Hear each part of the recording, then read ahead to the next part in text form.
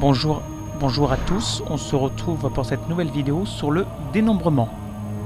Comme dit dans la vidéo précédente, je reviens sur le n factoriel. C'est un n avec un point d'exclamation. C'est le nombre de rangements possibles dans un ensemble. Par exemple, j'ai là 3 ingénieurs. À gauche, un ingénieur de niveau 1. Au milieu, il est de niveau 2, donc on peut constater qu'il y a deux antennes là, pour le distinguer. Et à droite, c'est celui de niveau 3. Ça nous fait donc un rangement possible pour 3 éléments. Je les change de place. J'intervertis maintenant celui de niveau 1 avec celui de niveau 2. Ça nous fait 2 rangements possibles. Je change celui de niveau 1 avec celui de niveau 3. Ça nous fait donc 3 rangements possibles. Et enfin, j'échange d'ingénieur de niveau 3 avec celui de niveau 2. Ça nous fait donc 4 changements possibles. J'échange celui de niveau 1 avec celui de niveau 2. Nous sommes donc à 5 rangements. Enfin, je remets l'unité 1 tout à gauche. Puis celle de niveau 3 au milieu. Et enfin à droite, celle de niveau 2. C'est donc le 6e et dernier rangement possible de 3 éléments. Je vous ai mis ça dans un ensemble histoire de pouvoir visualiser un petit peu les 6 rangements possibles. 6 permutations possibles pour 3 éléments. Il se note 3 factoriels qui se note, il se calcule de cette façon. On décrémente à chaque fois 3 fois 2 fois 1, ce qui nous donne donc 6 rangements possibles. Donc la formule plus générale, c'est n factoriel est égal à n multiplié par n-1 multiplié par n-2, etc. jusqu'à multiplier par 1. Et 0 factoriel, lui, nous donne 1, est égal à 1. Et 1 factoriel est égal à 1 également. Par exemple, si j'avais eu un ensemble de 4 unités à la place, j'aurais eu 4 factoriels permutations, soit 4 fois 3 fois 2 fois 1. Ce qui est égal à 24 permutations possibles. Cela monte très vite, c'est exponentiel. Dans un langage de programmation, si vous souhaitez avoir un bout de code qui s'exécute un certain nombre de fois au sein d'une fonction, inclure un n factoriel au sein de la fonction pourrait être utile pour appeler de manière récursive en boucle la fonction elle-même en vue d'exécuter un morceau de programme qu'on aura défini ou qui incrémentera ou décrémentera des valeurs choisies. Quand cela concerne l'ensemble, on parle de permutation. C'est tous les cas possibles pour un ensemble d'éléments. Par contre, quand c'est un sous-ensemble d'un ensemble, à la place de permutation, on peut parler plutôt d'arrangement et de combinaison. Alors, pour l'arrangement, par exemple, un sous-ensemble de 2 unités parmi 3. Donc si je prends l'ingénieur 1, l'ingénieur 2, alors 6 cas possibles. On a 1, 1, 2 comme rangement. On a 2, 2, 1. On a 1, 3. On a 3, 1. On a 2, 3. Et on a 3, 2. Alors les arrangements, c'est les éléments. Pour les arrangements, les éléments peuvent se répéter avec les mêmes éléments, à condition que ce soit à des positions différentes. Alors, pour les combinaisons, là par contre c'est un peu plus strict. Pour les combinaisons, on aurait 1 et 2, 1 et 3, et 2 et 3. Les éléments ne peuvent pas se répéter avec les mêmes éléments. Alors, revenons aux permutations, c'est-à-dire donc à un ensemble. Alors, je vais vous donner maintenant quelques exemples pour illustrer. Je vais vous poser une question. Combien de combinaisons de code à 4 chiffres peut-on obtenir? Les répétitions du même chiffre sont possibles. Par exemple, 1, 2, 2, 3. On a donc 10 possibilités pour le premier chiffre. On peut choisir un chiffre entre 0 et 9. Donc on a 10 possibilités. Pareil pour les 3 suivants. Donc 1 parmi 10 plus un autre parmi 10. 4 fois. En fait, il faut les multiplier, ces combinaisons. Ce qui nous donne en fait 10 fois 10 fois 10 fois 10, soit 10 puissance 4, ce qui donne 10 000 combinaisons possibles de 4 chiffres. Par exemple, votre code de carte bancaire, par exemple, vous avez 10 000 combinaisons possibles de chiffres.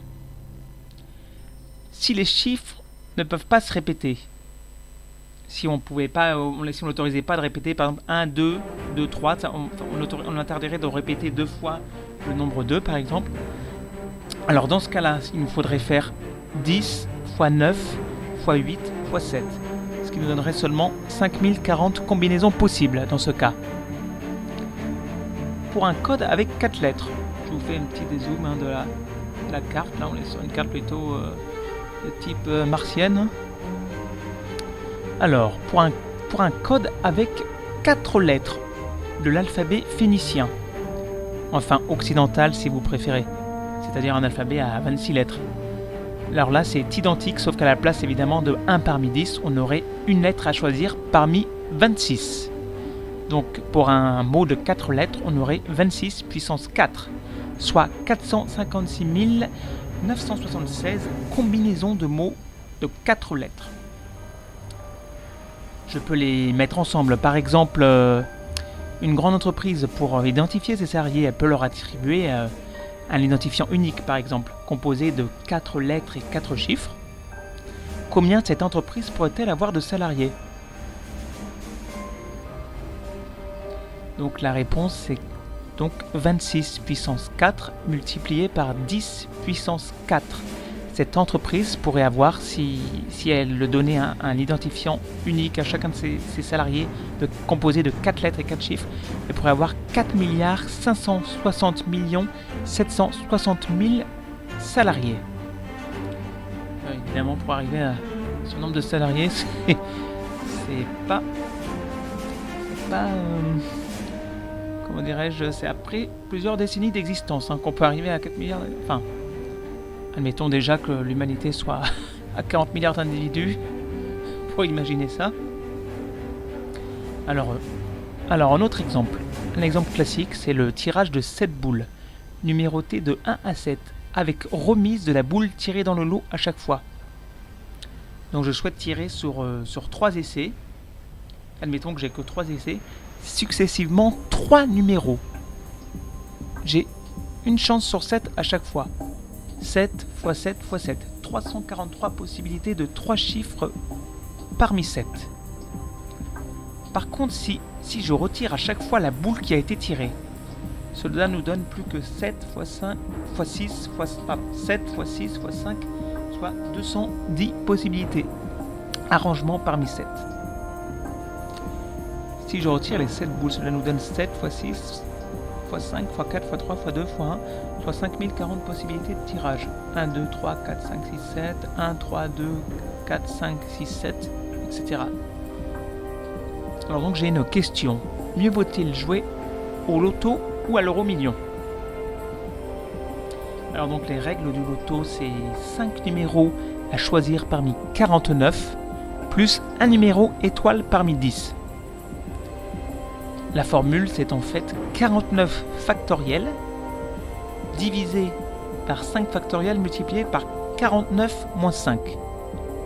C'est la formule pour calculer la probabilité. Donc c'est n factoriel divisé par k factoriel multiplié par n moins k factoriel.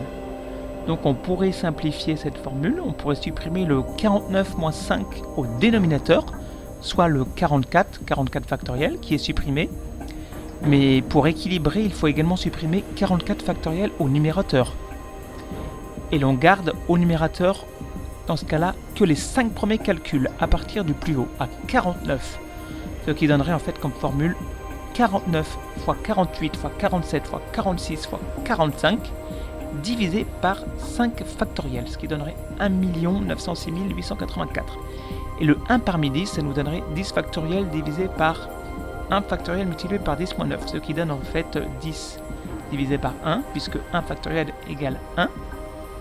Donc au total, on aurait 49 x 48 x 47 x 46 x 45 x 10 divisé par 5 factoriel x 1.